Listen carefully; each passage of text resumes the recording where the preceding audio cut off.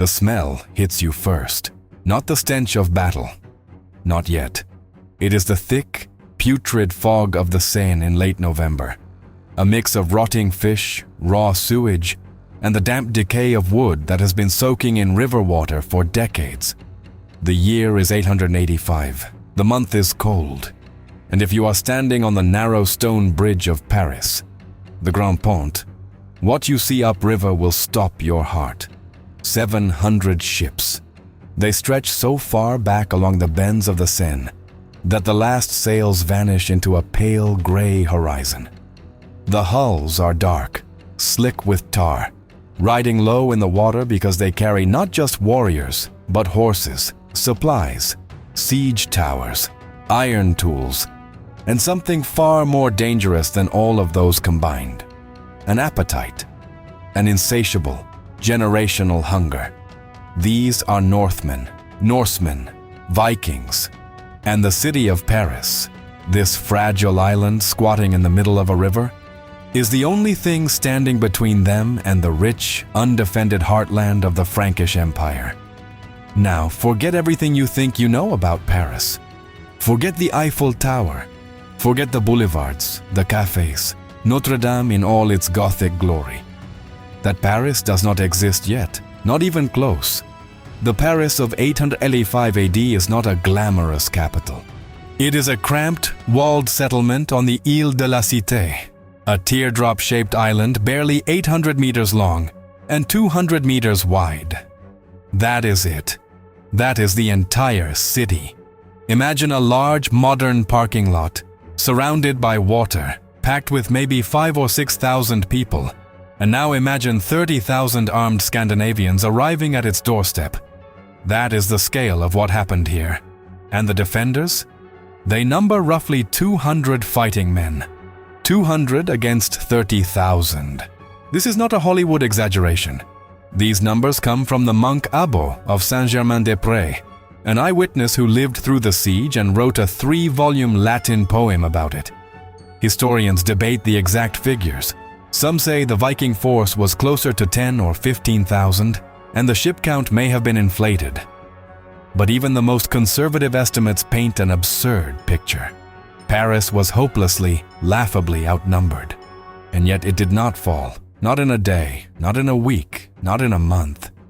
The siege lasted over a year, and the story of how this tiny, stinking, medieval island survived is one of the most underrated events in all of European history. But to understand why Paris held, you first have to understand what Paris was. And more importantly, who lived there? Because the people inside those walls were not knights in shining armor. They were not the noble warriors that Renaissance paintings would later invent. They were bakers, tanners, fishermen, blacksmiths, and monks.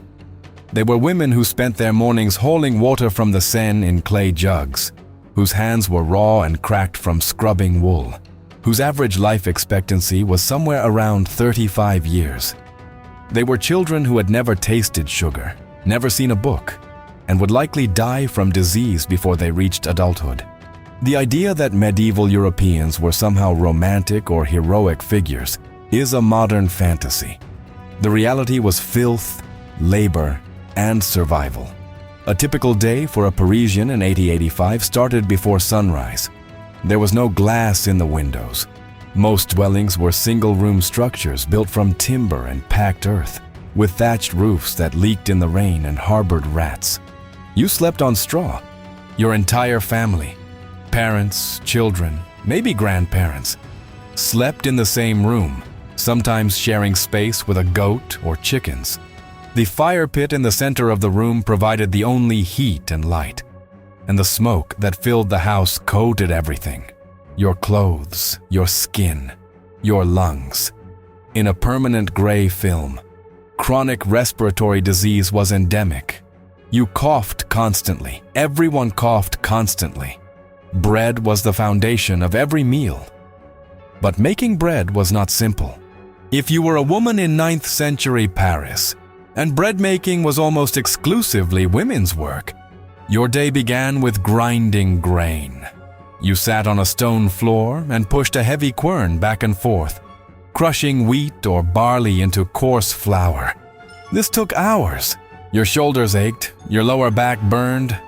Archaeological studies of female skeletons from this period show extreme joint degeneration in the knees, spine, and wrists, damage that today we would associate with decades of hard manual labor.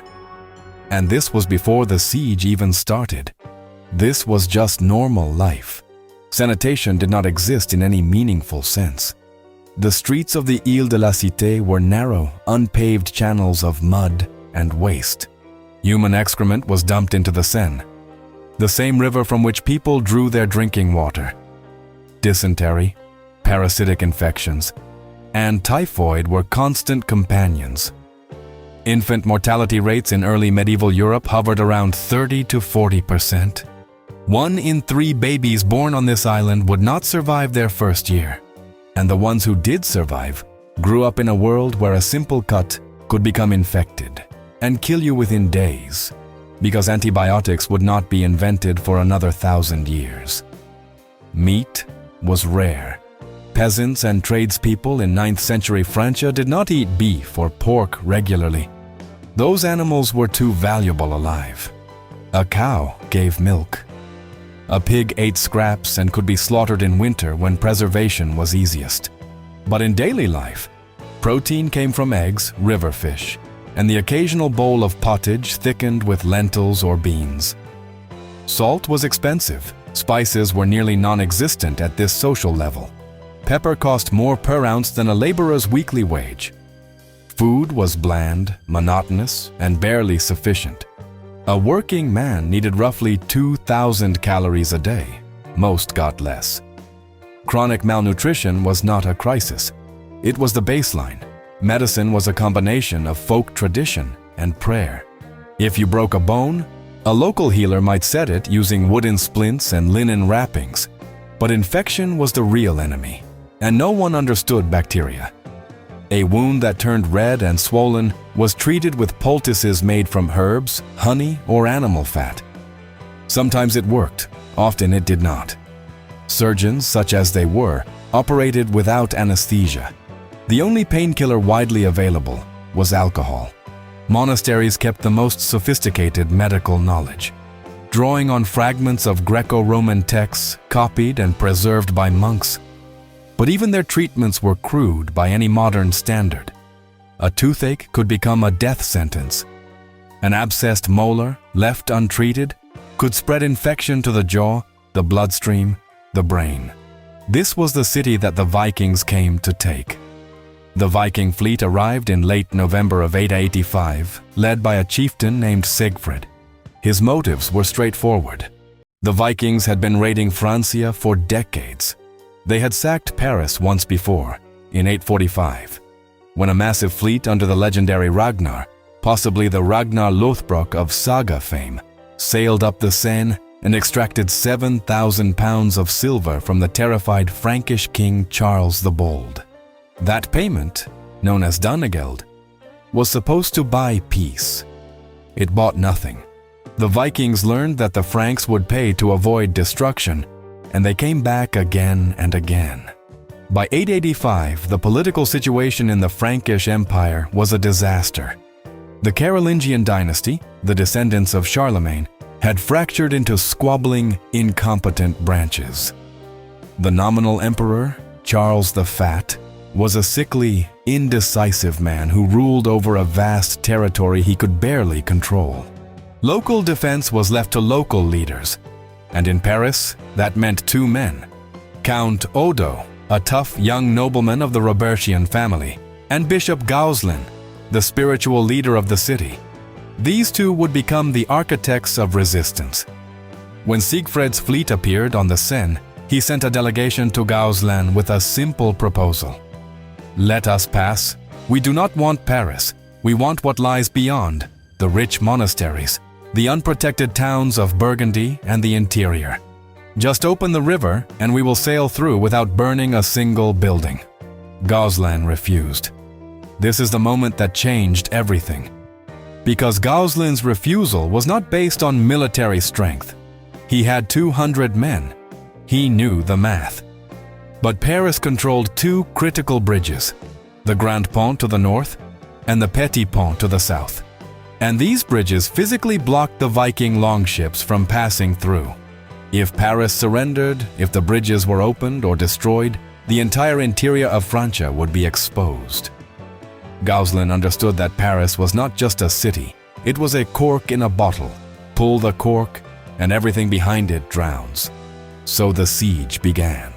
The first Viking assault came on November 26, 885. They attacked the Grand Pont with everything they had. Thousands of warriors surged forward carrying ladders, axes, and crude siege equipment. The noise was staggering. The war cries of the Northmen, the hammering of axes on wood and stone, the screams of men being struck by arrows or crushed by falling debris. Abbo describes the defenders pouring boiling oil and hot wax down onto the attackers. They threw stones, fired arrows, and used a massive catapult mounted on one of the towers. The fighting lasted an entire day. The Vikings did not breach the walls. They pulled back, regrouped, and then they tried something different. They built siege towers, massive wooden structures on wheels, taller than the walls, designed to roll up close and allow warriors to leap onto the battlements. The Parisians responded by setting the towers on fire. They used a mixture of oil, pitch, and wax that clung to wood and burned with ferocious intensity, a crude precursor to Greek fire. The towers collapsed. More Vikings died, but the Northmen were patient. They had the numbers, they had time, and they had the river.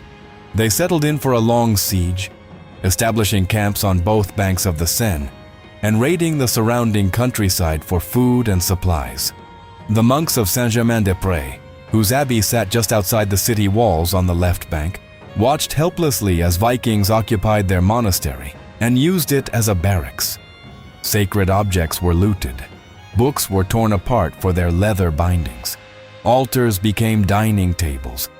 Inside Paris, the situation deteriorated. Food was limited. The city had some stores of grain, salted meat, and dried fish. But feeding thousands of people through a medieval winter was a logistical nightmare. Rationing began almost immediately. The bread that women ground and baked became thinner, mixed with sawdust and ground acorns to stretch the flour. Water from the Seine, already contaminated in peacetime, became worse as the siege wore on. Viking camps upstream meant that even more waste, blood, and animal carcasses flowed down toward the island. Disease spread.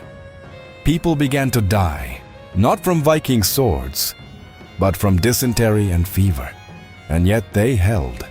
If this account of suffering in a distant age makes you reconsider how you see the medieval world, take a moment to hit that like button. History like this, the real, unglamorous kind, deserves to be heard. The winter of 885 to 886 was brutal. The Seine froze in places. Snow blanketed the rooftops and turned the narrow streets into channels of gray slush. The cold killed people, the old, the very young, those already weakened by hunger. Firewood became scarce because the Vikings controlled the forests on both banks. Families burned furniture, fencing, anything that would catch flame. The smoke from all those fires hung low over the island in the freezing air, creating a permanent haze that smelled of burning pine and desperation. Count Odo proved to be a remarkable leader. He fought in the front lines during every assault, wielding an axe and rallying the defenders with his physical presence. He was wounded multiple times but refused to withdraw. Abbo's account describes him as practically superhuman. Cutting down Vikings on the bridge, standing atop the walls in a rain of arrows, personally leading counterattacks when the enemy broke through outer defenses. Even allowing for poetic exaggeration, Odo's bravery was extraordinary. He understood something essential about sieges, that morale is as important as walls. If the defenders see their lord fighting beside them, bleeding beside them, they will hold. If they see him hiding, they will break. In February of 886, disaster struck. A sudden flood, heavy rain combined with snowmelt, swept away part of the Petit Pont, the smaller bridge connecting the island to the left bank. A wooden tower guarding the bridge was suddenly isolated, cut off from the city by the swollen, raging river. Inside the tower were 12 men. 12 Frankish soldiers now completely surrounded by the entire Viking army, with no possibility of rescue. The Vikings offered them surrender. They refused. The battle for that tower lasted hours. 12 men against thousands. They fought until their weapons broke, until the floor was slick with blood, until the last man standing was too wounded to lift his sword. According to Abo, when the Vikings finally overwhelmed them, every single defender was dead or dying. Not one had surrendered. The loss of the Petit Pont was a strategic catastrophe. Vikings could now sail small boats around the island using a channel south of the destroyed bridge. But the Grand Pont still held, and Paris still blocked the main passage. Siegfried, frustrated by months of failure and mounting casualties, eventually accepted a payment of 60 pounds of silver from the Parisians and personally withdrew with part of the fleet. But the remaining Vikings, now led by other chieftains including one named Rollo, continued the siege. Odo, desperate for help, made one of the most daring decisions of the siege. He slipped out of Paris at night, crossing enemy lines, and rode hard for the court of Emperor Charles the Fat to beg for reinforcements. It was a dangerous journey through Viking-infested territory. He made it. He delivered his plea. And then he rode back. Think about that. He had escaped. He was safe behind the emperor's army. No one would have blamed him for staying. But he turned his horse around and fought his way back into a besieged, starving city because the people inside needed to see him return. They needed to know they had not been abandoned. Charles the Fat, the emperor, eventually arrived in late 886 with a large army. And what happened next is one of the most disgraceful episodes in Carolingian history. Instead of attacking the Vikings and crushing them against the walls of Paris, a move that would have ended the Norse threat to Francia for a generation, Charles negotiated. He gave the Vikings permission to sail up the Seine and raid Burgundy. He paid them 700 pounds of silver, and he rode away. The defenders of Paris, who had bled and starved for over a year, watched their emperor pay off the very enemy they had been dying to resist. The bitterness was immeasurable. Abo's poem barely contains his rage. Goslin had already died during the siege, probably from disease. The monks were exhausted. The common people, the women who had ground acorn flour, the children who had watched their parents die from dysentery, the blacksmiths who had forged arrowheads until their hands blistered. All of them had sacrificed for a victory that their emperor simply gave away. But the story does not end in defeat. It ends in transformation, because Charles the Fat's cowardice destroyed the last shred of legitimacy the Carolingian dynasty had. Within 2 years, he was deposed, and who replaced him as the king of West Francia? Count Odo. The man who had stood on the bridge and fought. The man who had ridden through enemy lines and ridden back. The man the people of Paris had watched bleed for them. Odo became king in 888, founding a legacy that would eventually produce the Capetian dynasty, the family that would rule France for over 800 years. The siege of Paris in 885 did not just save a city, it created a nation. And there is another figure from this siege whose name would echo even louder through history. Rollo, the Viking chieftain who continued the siege after Siegfried left, would eventually be given the territory of Normandy by the Frankish king in 911 in exchange for converting to Christianity and defending the Seine against future raids. Rollo's great-great-great-grandson was William the Conqueror, who crossed the English Channel in 1066 and seized the throne of England. The descendants of the men who tried to destroy Paris would end up ruling much of Europe. If you have stayed this far into this story, you are part of a rare audience that cares about the truth behind history. Subscribe now, because there are many more stories like this waiting to be told. History is strange. It does not move in the clean, dramatic arcs that textbooks suggest. It lurches. It contradicts itself. A starving, disease-ridden city holds out against impossible odds, and the reward for its courage is betrayal by its own emperor. A Viking warlord fails to conquer a tiny island, and his descendants end up conquering England. A bishop refuses to open a bridge, and that single act of defiance reshapes the political map of an entire continent, and the people at the center of it all, the ones who actually lived through it, are the ones we never talk about. Not the kings, not the chieftains, the baker's wife who spent 14 hours grinding grain so her children could eat, the blacksmith who forged his 200th arrowhead by candlelight while his hands shook from exhaustion, the 12 soldiers who stood inside a collapsing tower and chose death over surrender, knowing that no one would ever know their names. We live in an age of unimaginable comfort. Clean water flows from our taps. Antibiotics sit in our medicine cabinets. We eat more food in a single day than a 9th century Parisian ate in a week. Our homes are warm. Our children almost certainly will not die before their 5th birthday. We carry in our pockets devices that contain more knowledge than every monastery in Christendom combined. And yet we complain. We are anxious. We feel that something is missing. Perhaps what is missing is the thing those Parisians had. A clarity of purpose that only comes when survival is not guaranteed. When the bridge you are standing on is the only thing between your family and annihilation, you do not wonder what your life means. You know exactly what it means. You hold the bridge. You hold it until your arms give out and your vision blurs, and the blood running down your face is warm against the freezing November air. They held the bridge for over a year against every conceivable odd, and we remember them. Not all of their names, not all of their stories, but we remember that they stood and that their standing mattered. That is more than most of us will ever be able to say. The Seine still flows through Paris. The island is still there. The Ile de la Cité, though now it holds Notre Dame and the Palais de Justice, and tourists taking photographs. If you stand on the Pont Neuf on a cold November evening and look down river, you can almost see them.